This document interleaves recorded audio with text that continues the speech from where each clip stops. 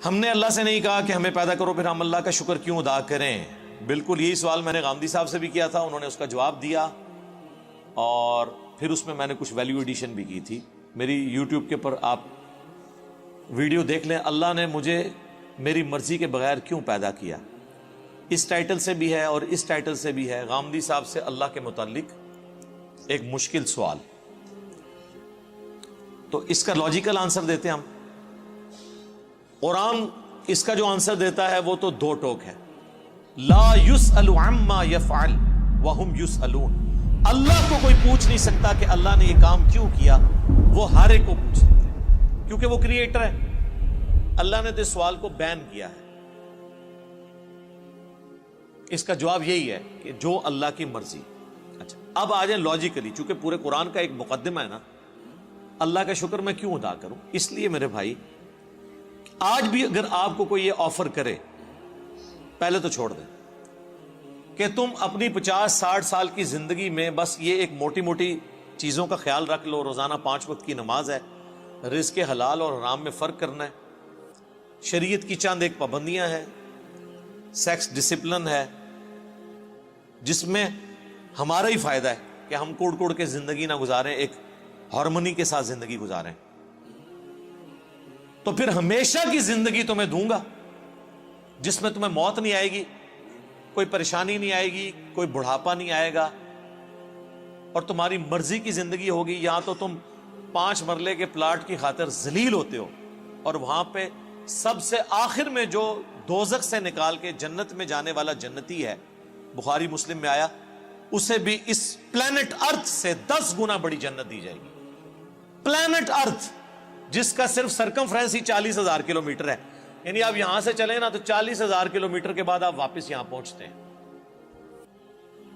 اس سے 10 گنا بڑی جنت سب سے چھوٹے جنتی کو ملے گی جس نے آخر میں جنت میں داخل ہونا ہے اپنا لاکھوں سال کا عذاب بھگت کے, اور جس نے بغیر حساب و کتاب کے جنت میں جانا ہے, یا جس کی نیکیاں اس کے گناہوں پر حاوی ہوں گی اس نے جانا ہے, اس کی تو جنت کا کوئی امیجن نہیں.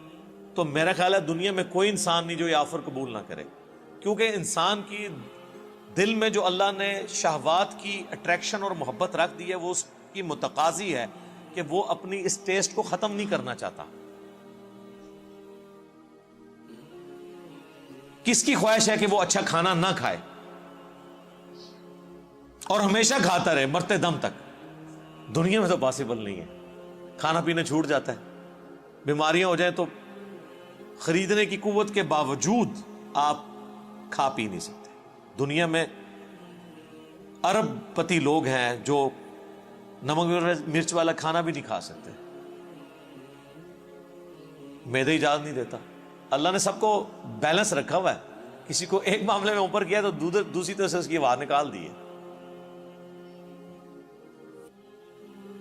آپ کو میں پاکستان میں اس وقت امیر ترین لوگ کئی ایسے بتا سکتا ہوں جو پیمپر باندھتے ہیں, اور ان کی لوگ گاڑیوں کے اوپر, ان کے جہازوں کے اوپر, ان کی دولتوں پہ, ان کے پلاٹس پہ رش کر رہے ہوتے ہیں, لیکن وہ اپنا پیشاب نہیں روک سکتے. تو انسان کی کیا اوقات ہے؟ لیکن آخرت میں کچھ نہیں ہے, آخرت میں پیشاب ہے ہی نہیں. صحیح مسلم کا آپ جنت والا چیپٹر پڑھ لیں, اور مشکات شریف میں آپ کو 30 جلد میں جنت سے متعلق ساری احادیث بخاری, مسلم, ابو داؤد, ترمذی, نسائی, ابن ماجہ, باقی کتابوں سے ملیں گی کہ جنت میں خوشبودار ڈکار آئے گی اور کھانا ہضم. پیشاب کرنے کی جو تکلیف ہے نا, یہ بھی نہیں انسان کو اٹھانی پڑے گی, کیونکہ جنت میں تکلیفیں آئی نہیں ہیں. اور جنت میں آپ کا پیٹ کا بھرنا نہ بھرنا یہ آپ کی مرضی سے ہے. آپ لذت کے لیے کھائیں گے. دنیا میں تو آپ لذت والی چیز تھوڑی دیر کھائیں تو پھر پیٹ جواب دے جاتا ہے. نہیں, جنت کی کسی نعمت کو فنا نہیں ہے. آم توڑ کے کھائیں گے پھر آم دوبارہ اگ جائے گا اسی وقت ہی, کسی چیز نے ختم نہیں ہونا. اتنی بڑی بڑی نے, اور سب سے بڑی بات کن فیکون جو اللہ کی کوالٹی ہے وہ کسی درجے میں اللہ تعالیٰ اپنی مخلوق کو اس حوالے سے دے دے گا کہ اس کی خواہشات کی تکمیل ہوگی جنت میں. جو خواہش کرے گا, جو سوچے گا اس کے سامنے آ جائے گا. یہ تو کوالٹی صرف اللہ کی ہے, لیکن انسان کو اللہ تعالیٰ یہ کوالٹی وہاں پہ دے دے گا. تو یہ کتنا سستا سودا ہے, چند سالوں کی زندگی دے کے ہمیشہ کی زندگی حاصل کر لینا. نہ ختم ہونے والی. تو اب مجھے بتائیں اس اللہ کا شکر ادا کرنے کا دل نہیں کرتا کہ جو اکیلا تھا, کسی کو نہ بھی پیدا کرتا, اسے کوئی پوچھ نہیں سکتا تھا, اس کا پہلا احسان کہ اس نے پیدا کیا, اس کے بعد ایک آفر رکھی, اتنی زبردست قسم کی آفر. ہونا تو چاہیے تھا 1 ارب سال کی زندگی کے لیے 1 کروڑ سال تو یہاں مشقت کروائی جاتی دنیا میں, لیکن اس نے چند سال کی مشقت مانگی, اور وہ بھی مشقت نہیں ہے, نارمل لائف ہے, بس صرف لائف کا ڈسپلن ہے, اور ہمیشہ کی زندگی دے دی. تو جو اللہ اکیلا ہونے کے باوجود اپنے ساتھ اتنے لوگوں کو آفر دے کہ آؤ میں تمہیں وہ کوالٹیز دوں گا جو میری کوالٹیز ہیں. موت کسے نہیں آتی؟ اللہ کو. انسان کو بھی موت نہیں آئے گی. دیکھیں نا, یہ تھوڑی بات ہے, دنیا میں موت آنی ہے نا, جنت میں موت نہیں ہے. صحیح بخاری میں حدیث ہے کہ موت کو مینڈے کی شکل میں لا کے جہنم اور جنت کے درمیان ذبح کر دیا جائے گا, اور ندا کی جائے گی جنتیوں مبارک ہو, آج کے بعد تمہیں کبھی موت نہیں آئے گی, بے فکر ہو کے زندگی گزارو. اور جہنمیوں کی حسرت میں اضافہ ہوگا کہ تمہیں بھی موت نہیں آئے گی, تم بھی اس تکلیف میں زندگی گزارو. اللہم لا تجعلنا منہم, اللہم اجرنا من النار, ربنا اصرف عنا عذاب جہنم ان عذابها کان غراما. آمین.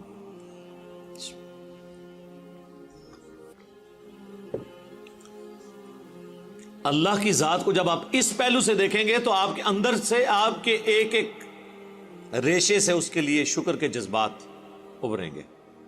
ہم تو اپنے ساتھ اپنی اس دولت میں جو اللہ نے ہمیں دیا کسی کو شریک کرنے کے لیے تیار نہیں ہے, اور اللہ تعالی اپنی خدائی صفات کے اندر آپ کو آپشن دے رہا ہے کہ آپ کو بھی موت نہیں آئے گی, آپ کو بھی ہر وہ چیز ملے گی جس کی آپ خواہش کریں گے,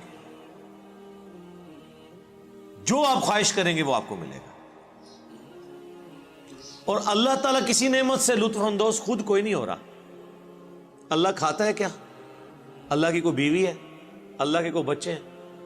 یہ وہ ساری چیزیں جو ہمارے لیے اٹریکشن کا باعث ہیں, اللہ کے لیے ان میں سے کوئی بھی چیز اٹریکشن کا باعث نہیں ہے سوائے ایک چیز کے, اور وہ چیز یہ ہے, حالانکہ اس معاملے میں بھی وہ غنی ہے, لیکن یہ اس کی خواہش ہے کہ بندے, انسان, مخلوقات, جن, فرشتے اس کا شکر کریں, اس کی عبادت کریں, ٹوٹل اوبیڈینس کریں. وما خلقت الجن والانس الا لیعبدون. ہم نے جن اور انسانوں کو فقط اس لیے پیدا کیا کہ وہ ہماری عبادت کریں, ہمیں مانے نہیں, صرف عبادت کریں, اور عبادت کہتے ہیں ٹوٹل اوبیڈینس. تو اس لیے شکر ادا کریں جی.